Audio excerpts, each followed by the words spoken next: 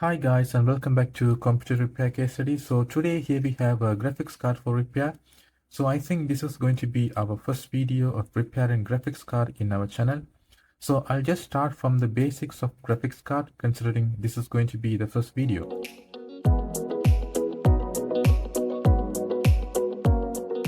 So if we ask a question, what is a graphics card? So simply we can say it deals with processing, enhancing the video signals that is sent by the CPU through the PCI Express lines. Then it gets processed, enhanced, and it provides a super quality, super smooth, and super fast video output to external monitors through these connectors here. So the video signals comes into the graphics card through the PCI Express lines, and it gets processed, enhanced, and it will be sent through the external monitor through these ports here. So you can come up with another question. So do we need actually a graphics card to get video output? Because still we have video output ports on our motherboard. So why do we use graphics card here? So if we take about the CPU, which is the central processing unit in the motherboard, so it delivers video signals in two ways. One is through the PCI Express lines, so into 16 with high speed, and the other one through the FDI interface, so flexible display interface. So through the flexible display interface, it sends the video signal to the PCH, then the PCH will send the video output through the onboard video output connectors to the external monitors. However, there is an exception with AMD processors with regard to onboard video output. So usually AMD processors will provide the onboard video output directly from the CPU itself using some converters and level shifters rather than or unlike Intel processors that uses FDI interface to provide the video signals to the PCH, then the PCH will provide it to the video ports on the motherboard. So when you take about the onboard video output for Intel processors through the FDI interface and for AMD processors using the level shifters and converters, the speed and the quality of the video is still lower than the PCI Express lines. Because when you take about the PCI Express lines, it has 16 differential pair of lines. So the video signal can be sent simultaneously on all the 16 lines. So the video can be processed even faster and smoother, and we will get a better quality output. So that's why we are using the graphics card with attached to the motherboard so that we can get a quality video output. Even if you use a low-end graphics card like less than 1 GB or 512 MB of video memory, still you will get a better quality of video output rather than the onboard video output because it is delivering the video signals through the PCI Express lines. Now we will focus on figuring out the power connectors and ports in this graphics card here. So turning out on the other side, so here we have the long connector, we call it as PCI Express connector into 16. So you would have found some other PCI Express cards having a smaller connector than this one here. So that is decided by the number of PCI Express lanes needed for that specific PCI Express card. So actually I wanted to tell you something. So PCI Express slot is used for universal purpose, not only for the graphics card here. For example, if you want, you can extend more USB slot in your motherboard by adding the PCI Express cards, which has the USB ports there. And also if you want, you can attach a NVMe PCI Express card and you can extend your storage. So, and also you can use as a modem or you can use as Wi-Fi card. So PCI Express slots provides more facilities. You can attach more devices on your PCI Express slot. So it is used for universal purpose, not only for the graphics card here. So each of the PCI Express card will decide how much PCI Express lane needed for that specific PCI Express card, and they will extend according to that. So basically, if it is PCI Express into 1 means we have only one lane. So one is for receiving and the other is for sending. So it is for one lane. And if it is PCI Express into 4 means we have 4 lanes for receiving and 4 lanes for transferring. And if it is PCI Express into 8 lanes for receiving and 8 lanes for transferring. And if it is 16 lanes for receiving and 16 lanes for transferring. So here we have 16 lane connector, 16 lanes that transfer and receive 16 bits of data at the same time or simultaneously. So, and also I want to tell you something. these PCI Express lanes has a differential signal because they have positive and negative signals. So if it is PCI Express into 1 means you have 4 pins here. So 2 is for receiving positive, negative, and the other 2 is for transferring the positive and negative. So we will have 4 pins here for PCI Express into 1. And if it is 16, then we have altogether 32 pins for receiving and transferring. Okay. Okay, if you turn around on the other side, here we have the output ports. These are video output ports. So DVI, this is HDMI, and here we have the DP port. So each of these ports provide video output at different quality and speed. Okay, turning out on the other side, here we have the power input connector, the power connector for mainly for the GPU's main voltage. So GPU will operate somewhere around 0.7 to 0.9 or something. So this power goes straightly into a PWM section, and that there will be upper and lower MOSFET and regulator. Then it will generate the appropriate voltage for the GPU. So this is the main voltage for the GPU. Okay, so now let's try to repair this graphics card here. So this is a Gigabyte graphics card, and the problem with this graphics card, the fans are spinning, but we don't have any display output from any of these connectors here. So let's see whether we can fix this graphics card today. Okay.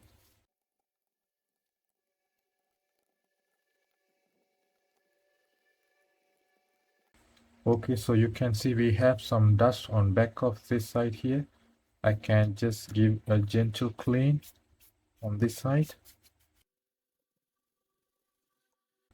Okay.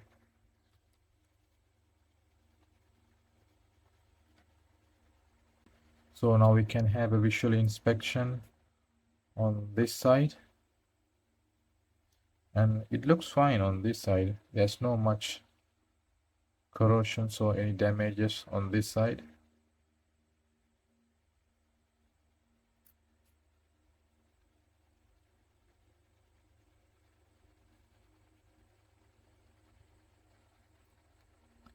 Yes, only a dust on this side. Other than that, there's no any damages or burn marks. All right, so let me check whether we have any short on this current sense resistor.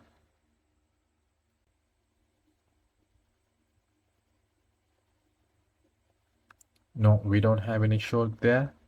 So we have high impedance. Yes, so there's no short.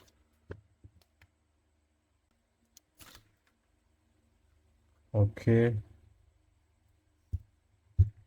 So there are some dust on this side. I need to clean it.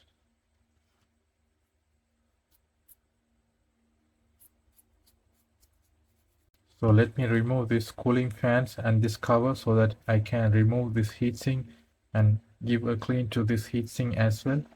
Okay. Yes. So the screws are corroded. It became rusted. You can see. Yeah.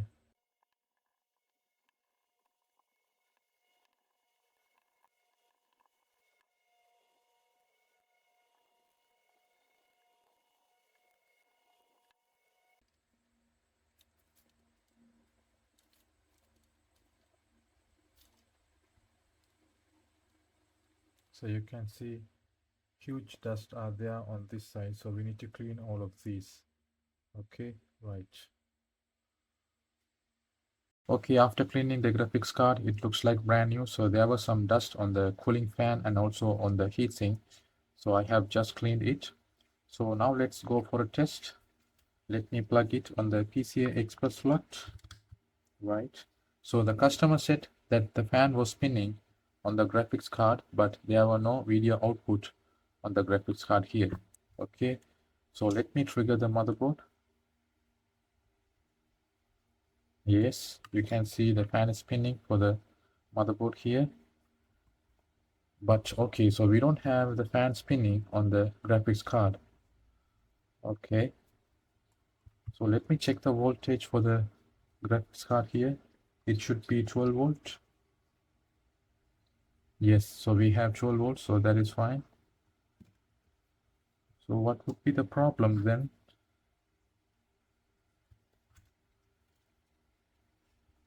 So let me reconnect again and check once again. Okay.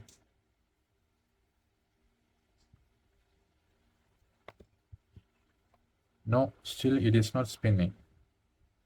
So actually it's a no power case, so it's not working anything, right? No reactions on the graphics card here. I think the customer may have mistakenly said that this fan is spinning instead of the graphics card fan. Okay. So anyhow, let's diagnose this graphics card and let's see whether we can fix this one. So I need to remove this one and just we can check all the inductors on the graphics card and we should find voltage on all the inductors, okay, right.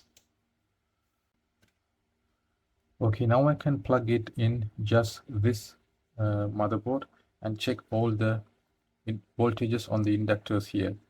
Okay, we should find voltage on all the inductors, right.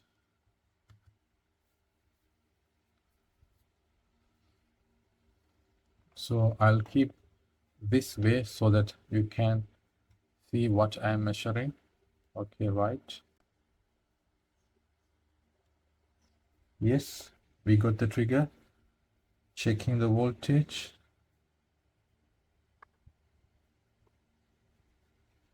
So look at the multimeter here.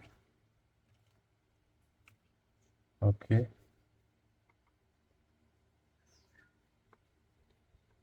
No voltage. What about the main voltage? Yes, we have 12 volt on this current sense resistor. This is the input voltage, I think. Yes, 12 volt from this big inductor.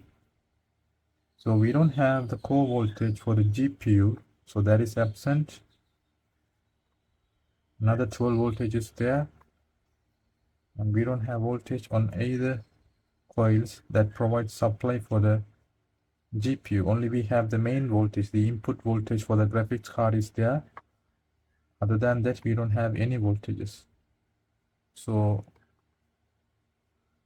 there's a problem on the always line on this graphics card, such as 1.8 volt, 1 volt, and things like that. So 1.8 volt is the basic voltage that should be present first before any voltages on this motherboard here. So this model is GTX 1660 graphics card, which is the GeForce model. So most of the time on any graphics card, if you have the same model of the GPU on any graphics card, you should have all those voltages for that specific GPU chip on any graphics card. Okay. So now we don't have a voltage on any of these inductors, right? So we need to start from the basic, so which is 1.8 volt is the first voltage that is generated on this motherboard. So all the voltages in the graphics card is generated in a sequential order, and if any voltage is absent, we need to find a voltage before that. Prior to that voltage, we should find that. So now we don't have any voltage on the graphics card, so we should start from the beginning. That is 1.8 volt is the basic voltage for this graphics card. Okay. Okay, now let's figure out different voltages in this graphics card here for this GPU.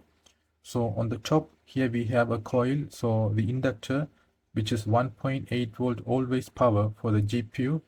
And on this side, the small one on this point, this is the PCI Express power inside the GPU. So there's a PCI Express compartment inside the GPU which communicates through the PCI Express line to the CPU.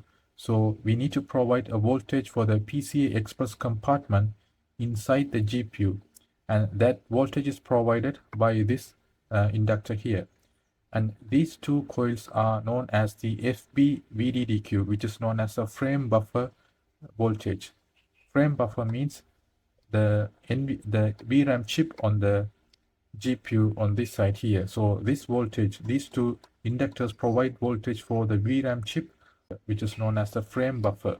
So usually all the frames that the GPU process will be saved in these chips. So that's why we call it as frame buffer voltage. Okay, and these three small coils provide the core voltage, the main voltage for the GPU here. And these two coils are the input voltages, which is 12 volt input for the GPU here. So we need to find all the voltages on each of these coils. So first we need to find why we don't have a voltage on this coil here, which is 1.8 volt always. We should get this voltage, then only all the voltages in this GPU section will be present. And also I need to tell you something, that none of these voltages are controlled by the motherboard here, which is the main motherboard. So all of these voltages are controlled by each of these ICs. So each of the power good signal from each of these ICs will go as an enable signal for all the other voltages one after the other. So we need to check only the power good signals, the enable signals, the AND gates, and also different kinds of circuits in this motherboard only, from the graphics card only, if any voltage is absent. So there's no any control signals from the PCI Express line to the graphics card here. Okay, so let's find out why we don't have 1.8 volt on this coil here. Okay, it's very difficult to measure the voltage as well as to record it on the camera, so I will just say you what is actually happening here. So if you look at this dual n-channel MOSFET, so they are interconnected together, the dual n-channel MOSFET that controls the enable signal for the 1.8 volt regulator on this side. So on the other side, so this is L20 is the volt inductor that provides 1.8 volt, and this is the controller, the regulator IC that provides 1.8 volt. So the enable signal for this controller IC is missing, and that is controlled by this small dual n-channel MOSFET. And we need to provide the gate for one of this dual n-channel MOSFET in order to provide a voltage on the enable pin of the regulator on the other side here. So the gate voltage for this side on this point is missing for this dual n-channel MOSFET. So voltage to the enable signal on the regulator is missing.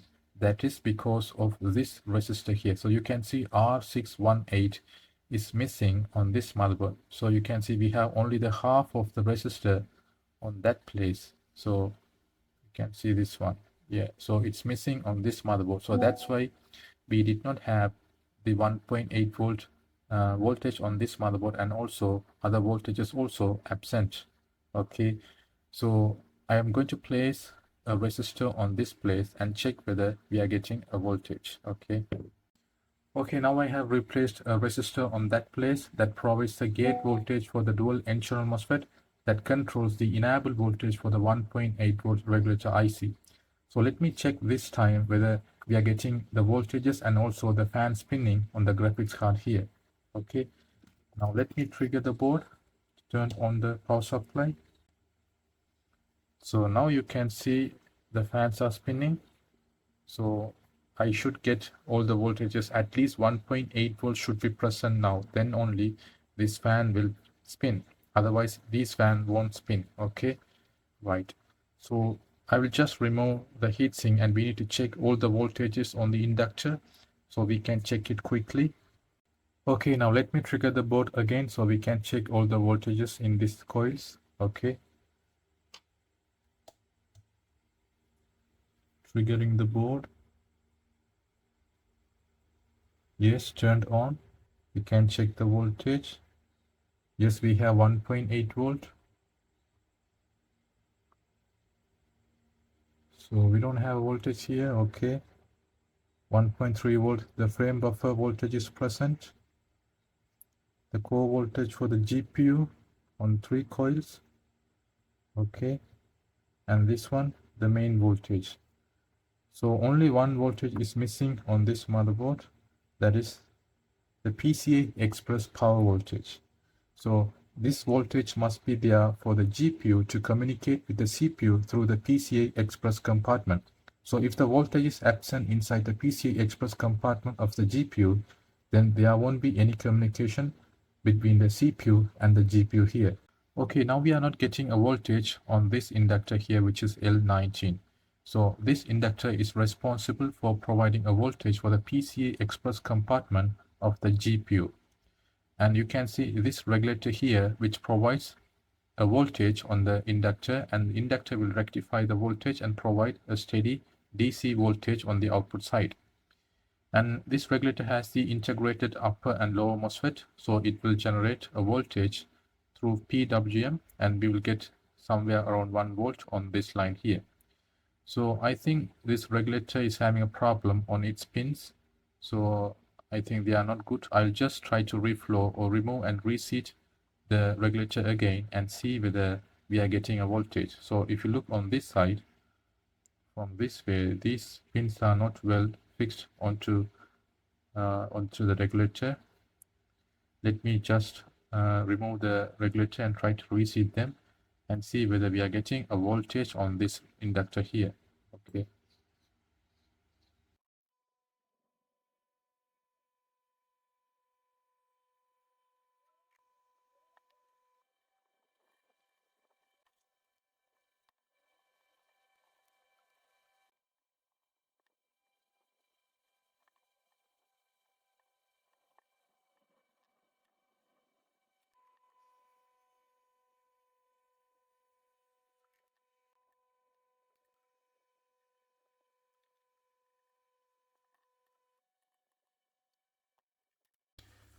Okay, now I have resoldered this IC.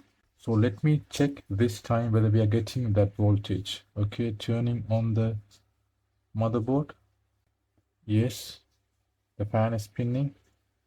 So checking the voltage. Yes, 1.5 volt present. And this one, no, we are not getting the PCI Express voltage. 1.8 volt always is present. GPU core voltage 0.8 volt, that is also present. So I think we need to replace this IC here, the regulator IC that provides the PCI Express voltage for the GPU. So I don't have this IC, I need to order it. So it will take around 2 weeks to arrive here. So I'll just order it and come back. Okay, we got the IC, so we can replace this one onto the GPU, the graphics card, and see whether we are getting a voltage for the PCI Express line. Okay, right.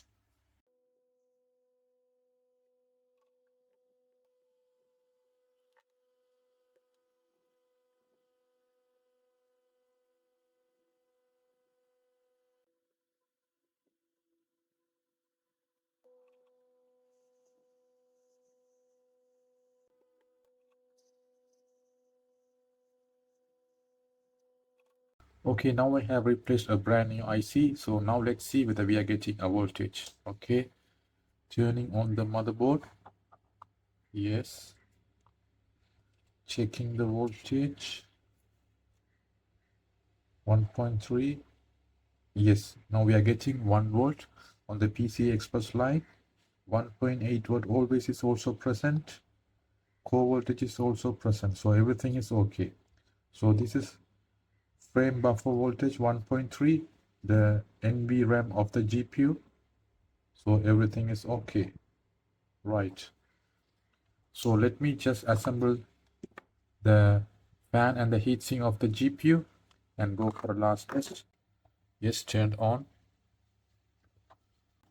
So now let's try to do a GPU test using a test software so that we can benchmark the GPU, the graphics card. Okay, let's see.